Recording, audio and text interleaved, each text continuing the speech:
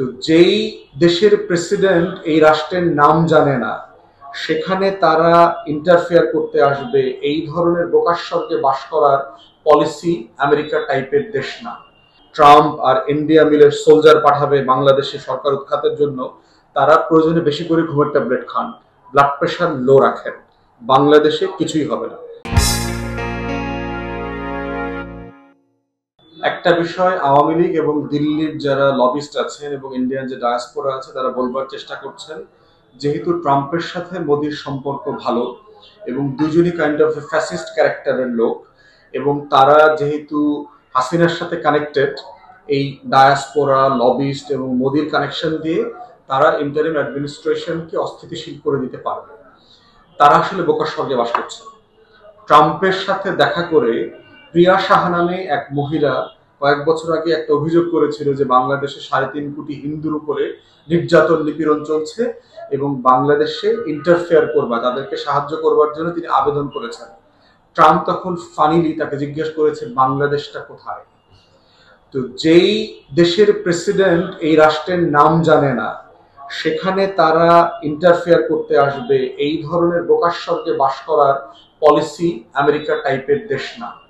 দ্বিতীয়ত হচ্ছে, দেখেন যে একটা টুইট করেছে নির্বাচনী ক্যাম্পেইনের সময়, যেটাকে তারা প্রচুর প্রচার করেছে যে বাংলাদেশে হিন্দুরা নির্যাতিত নিপীড়িত, এটা সেটা, আমেরিকা এটা সাপোর্ট করে না, এগুলো বলেছে। সেই ট্রাম্প ইলেকশনে বিজয়ী হওয়ার পরে সে তার ভিক্টরি স্পিচে যাদেরকে যাদেরকে ধন্যবাদ দিয়েছে, তাদের ভিতরে কিন্তু ইন্ডিয়ান আমেরিকান অথবা হিন্দু আমেরিকানরা নাই।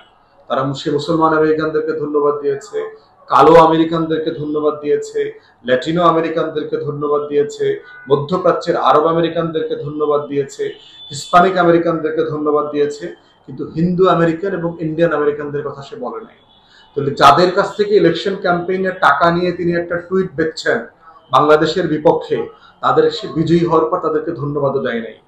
দুইটা ঘটনা কেন বললাম, যে বাংলাদেশের এই আওয়ামী লাসপেন্সাররা যারা বোধ করছেন যে ক্ষমতার পট পরিবর্তন হইলে পরে ট্রাম্প আর ইন্ডিয়া মিলের সোলজার পাঠাবে বাংলাদেশে সরকার উৎখাতের জন্য, তারা প্রয়োজনে বেশি করে ঘুমের ট্যাবলেট খান, ব্লাড প্রেশার লো রাখেন, বাংলাদেশে কিছুই হবে না।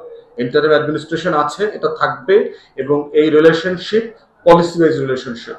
এটা একটা বিষয় বাস্তব যে প্রফেসর ইউনূসের সাথে ডেমোক্রেটদের সাথে সম্পর্ক ভালো।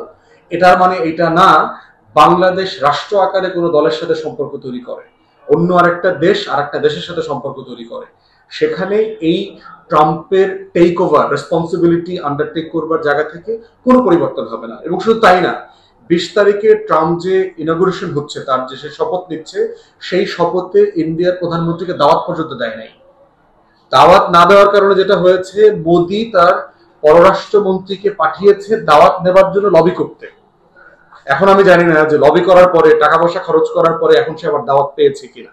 তাহলে এই যদি হয় বাস্তবতা যে মোদি তার দাওয়াতের তালিকাতে নাই, সেই মোদির হয়ে সে শেখ হাসিনাকে ক্ষমতায় বসানোর জন্য চেষ্টা করবে, এইরকম বোকাস্বর্গে বাস করার লাসপেন্সারদের যদি শুধুমাত্র ডাক্তার দেখানো ছাড়া আর কোনো বিকল্প দেখতে পাচ্ছি না।